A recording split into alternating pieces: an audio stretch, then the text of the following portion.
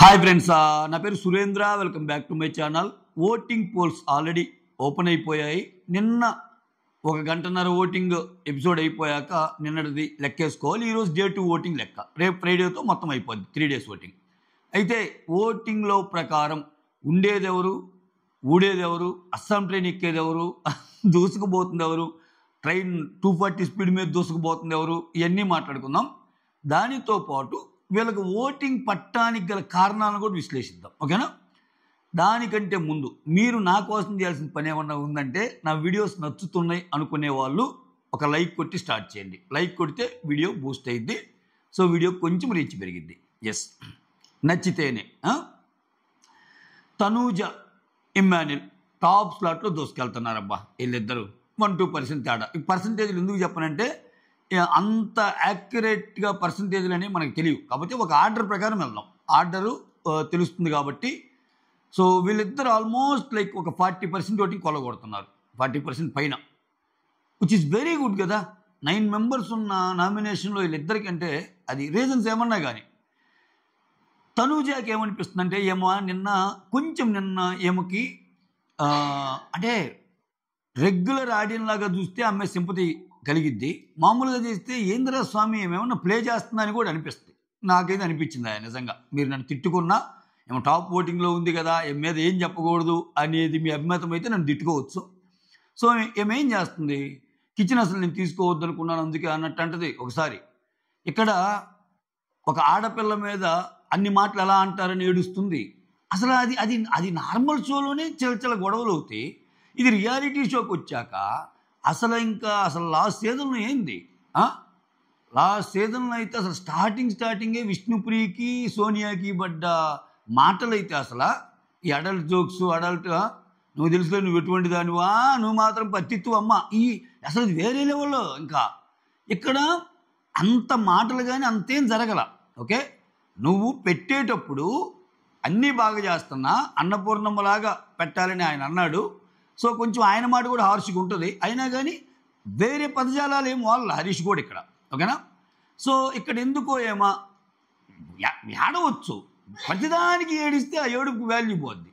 So ఇక్కడ కొంతమంది ఆమె ఏడుపుని స్ట్రాంగ్గా తీసుకున్నారేమో.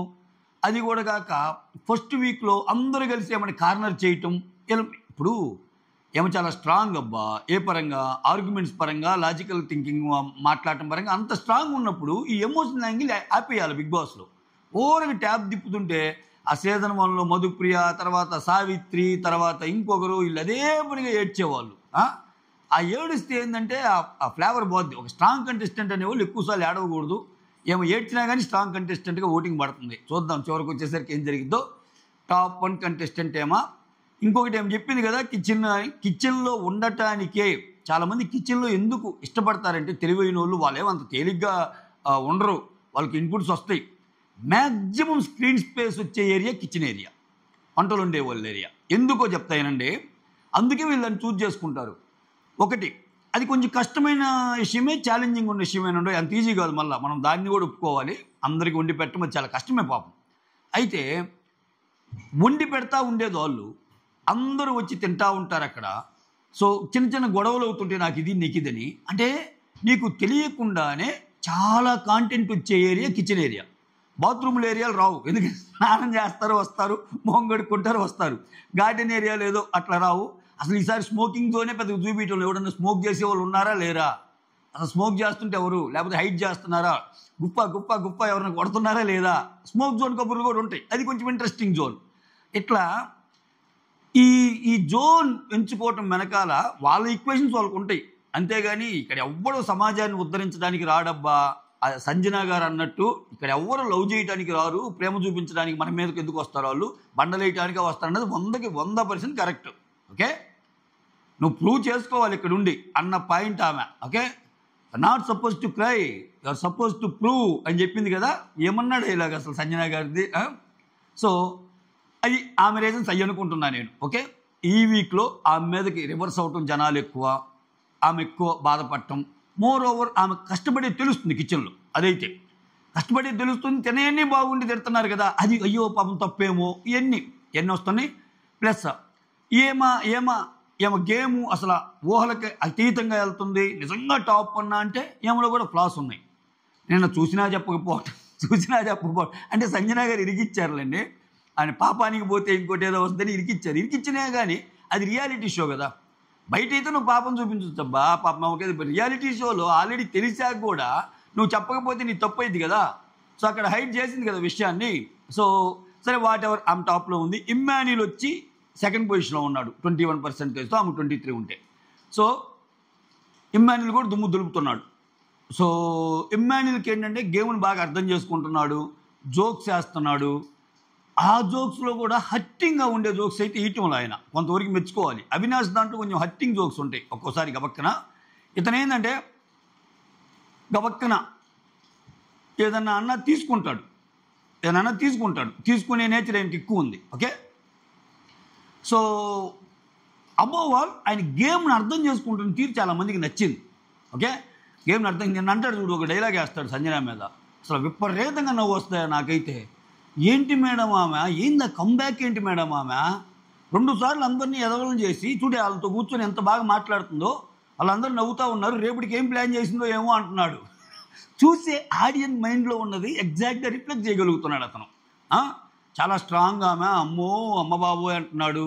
సో ఇతను తనూజ బాధపడినప్పుడు ఓదారుస్తున్నాడు. ఇవన్నీ ఈ 2 కారణాలు, వీటి కారణాల వల్ల ఇమ్మానున్నాడు. ఈ పక్కన పెడితే వీళ్ళిద్దరికి టాప్ పోటింగ్ పట్టడానికి మనం ఎంత లేదనుకున్నా ఒక సెలబ్ స్టేటస్ ఉండే వాళ్ళకి సపోర్ట్ చేసే సపోర్ట్ సిస్టమ్ చాలా ఎక్కువగానే ఉంటుంది. ఇంకా అది ప్రతి సీజన్లో ఉండేది. అది రొడ్డగొట్టు దేవారం. మనం ఎంత చెప్పినా ఇమ్మాన్యుల్ ఓటింగ్లో ఉన్నాడని టక్క జబర్దస్త్ గ్యాంగ్ అంతా వస్తుంది. టక్క ఇమ్మాన్యుల్ అనే పేజెస్లో, ఒక్కో పేజ్లో బోల్డంతమంది ఉంటారు. వాళ్ళు అసలు గేమ్ చూడకుండా వేసేవాళ్ళు ఉంటారు. అట్లానే ఈ తనూజ అనే ఆమెకు కూడా తేజస్వినిగా ఒకటి పెట్టింది, అమర్ వాళ్ళ వైఫ్. సో అంటే ఆబ్వియస్గా చాలామంది ఉంటారు ఏమికి సీరియల్ ఫ్యాన్స్. సో వాళ్ళు గుద్దేస్తూ ఉంటారు. ఓకే, సో ఈ 2 కారణాలు మొత్తానికి వీళ్ళిద్దరు టాప్లో ఉన్నారు. టాప్ జోన్ వీళ్ళిద్దరు అబ్బా. ఇక మిడిల్ జోన్కి వచ్చేసరికి డెమాన్ పవను, రీతు చౌదరి, సంజన గర్లాని, వీళ్ళ ముగ్గురు సెకండ్ జోన్లో ఉన్నారబ్బా. అంటే డెమాన్ పవన్కి ఆల్రెడీ ఓటింగ్ ఉంది, ఆయన ప్రూవ్డ్. ఎందుకని ఆయన అగ్ని పరీక్ష కంటెస్టెంట్స్లో కూడా ఓటింగ్ పెట్టినప్పుడు ఆయన టాప్ సెకండ్ ఉండేవాడు, ఒకసారి టాప్ 1 ఉండేవాడు. ఇద్దరు పవన్లు ఎరగదీసేవాళ్ళు. సో ఆయన్ని సేవ్ చేసేటట్టు చేసేస్తుంది. తర్వాత రీతు చౌదరి ఓటింగ్ ఉంది, కానీ అంత ఓటింగ్ కాదు. ఈ సెకండ్ జోన్లో ఉండేవాళ్ళు ఓటింగ్ అసలు అంటే ఒక 10% అటు ఇటు ఉన్నారంతే.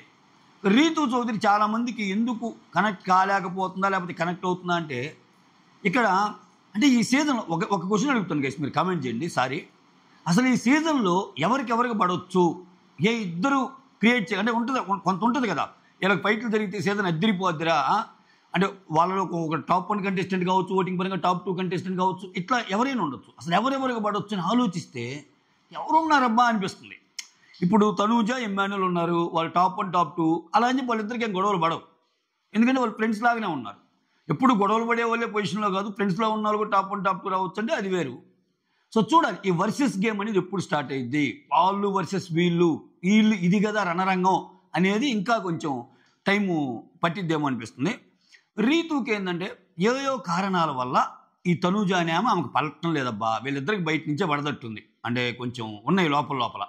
అవకాశం వచ్చిన ప్రతిసారి ఆమె మీద ఏదో ఒకటి బండేయటానికి ట్రై చేస్తుంది. బండేయటానికి ట్రై చేసిన అన్ని విషయాల్లో మళ్ళీ రీతు చౌదరి తప్పులు లేవు, కొన్ని ఆమె కరెక్ట్గానే ఉన్నాయి. ఇప్పుడు దెబ్బ తాకినప్పుడు నువ్వు గేమ్లో ఆపటానికి ట్రై చేయకుండా ఉంటే నీకు దెబ్బ తాకేది కాదు అంటది కదా, అది తప్పే కదా, అది తప్పే తనూజది. అటువంటి కరెక్ట్ రీతి. కానీ మీరు అమాంతం గేమ్ని అబ్జర్వ్ చేస్తే ఇప్పుడు నిన్న గుడ్డు కానీ ఏదన్నా అసలు తనూజ ఏదన్నా మ్యాటర్లో ఇన్వాల్వ్ అయ్యింది, తనూజ బ్యాట్ చేసే సిచ్యువేషన్ ఏదైనా ఉంది అంటే టక్కని రీతి వచ్చేస్తుంది. అంటే దీనికి 2 కారణాలు అయి ఉండొచ్చు. ఆ అమ్మాయికి ఎలాగూ ఫ్యాన్ బేస్ బాగుంటుంది, ఆ అమ్మాయికి ఎలాగూ సీరియల్ ఫ్యాన్ బేస్ ఉంది.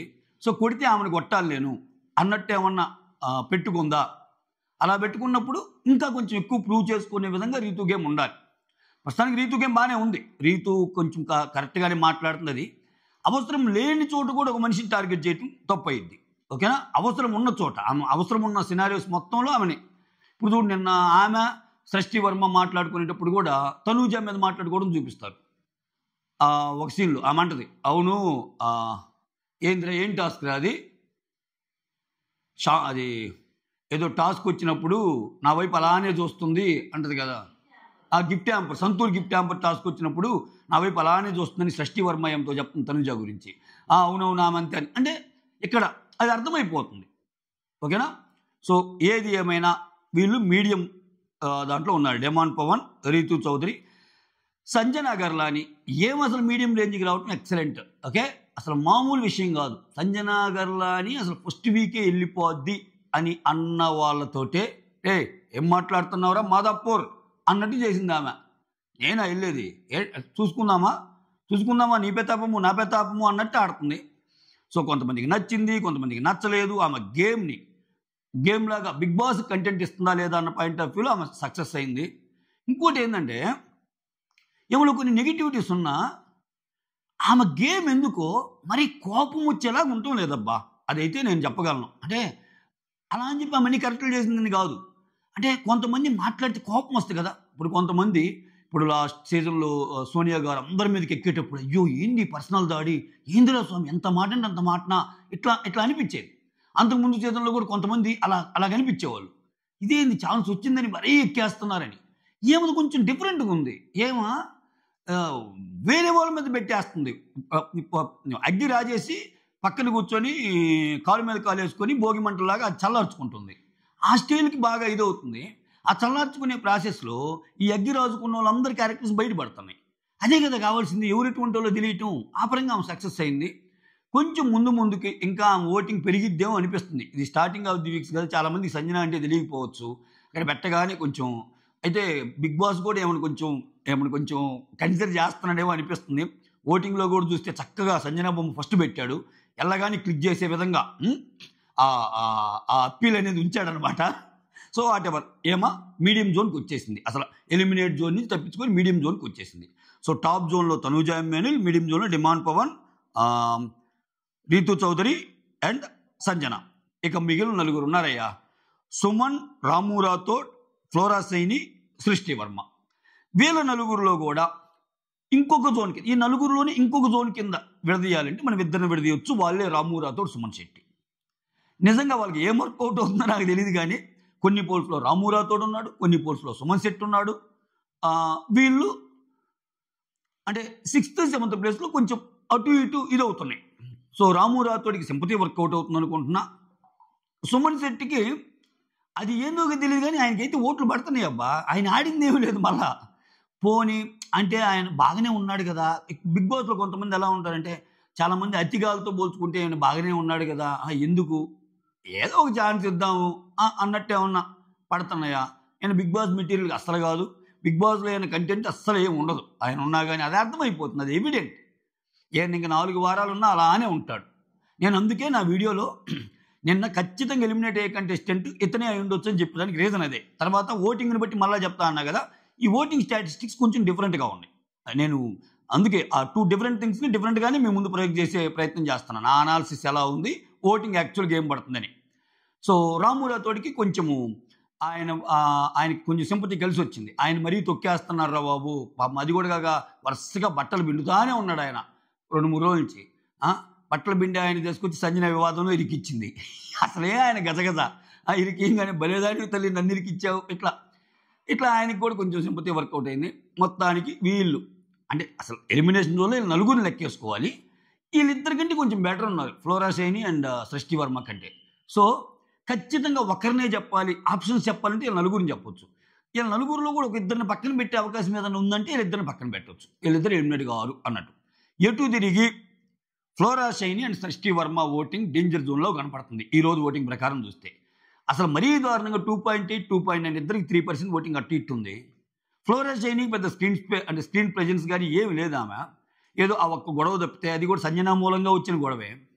సృష్టి వర్మకు ఓట్లు పట్టడం లేదబ్బా, అస్సలు పట్టడం లేదు. అంటే అసలు ఆమె అసలు కనీసం అప్పుడప్పుడు మాట్లాడుతుంది, కొన్ని క్యూట్ కన్వర్జేషన్స్ ఉన్నాయి.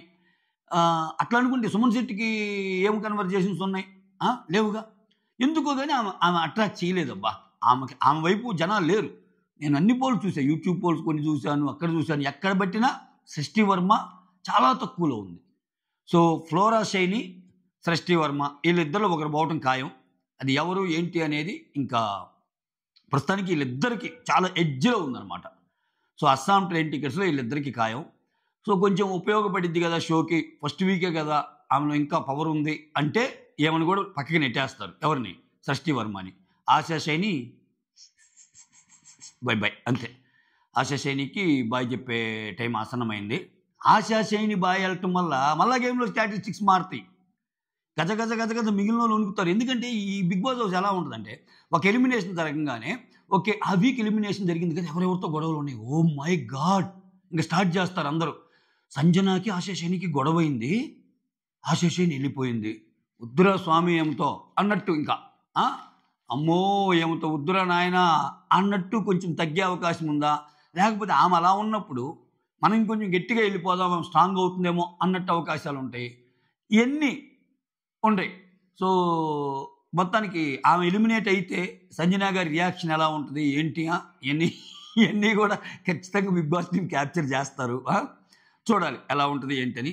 లేదు అసలు యాక్చువల్ ఓటింగ్ కానీ ఈ షష్ఠి వర్మకి తక్కువ ఉండి ఆ ఎడ్జ్లో అయినా సరే యాక్చువల్ ఓటింగ్ ప్రకారమే తీసేద్దామని షష్ఠి వర్మ ఎలిమినేట్ అయితే మాత్రం ఒక సెన్సేషనే. అంటే ఇంకా అంతే కదా, ఆ అమ్మాయి ఏదో చేస్తుంది, చాలా స్ట్రాంగ్ కంటెస్టెంట్ అని అనుకున్న వాళ్ళకి అంత ఇంపాక్ట్ ఏం క్రియేట్ చేయలే.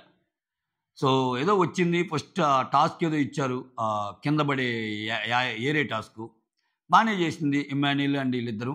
అయినా ఆయన ఏం చేసినా ఏం చేయలేదన్న మ్యాటర్ కాదు, కానీ జనాలకి ఎక్కువ కనెక్ట్ కాల, అది ఓటింగ్ అవుతుంది. సో ఇది మ్యాటర్. వీళ్ళిద్దరిలో ఒకరు వెళ్ళిపోవచ్చు. ఎవరు వెళ్ళిపోతారో మీరు కమెంట్ చేయండి. ప్రస్తుతానికైతే సుమన్ శెట్టి రామోరాతో కూడా కొంచెం ఎలిమినేషన్ జోన్ నుంచి తట్టుకొని ముందుకు వెళ్తున్నట్టే కనిపిస్తుంది ఈ ఓటింగ్ చూస్తే. ఓకే, అది మ్యాటర్. సైనింగ్ ఆఫ్, మీ సురేంద్ర. లైక్ మాత్రం ముఖ్యం బిగులు.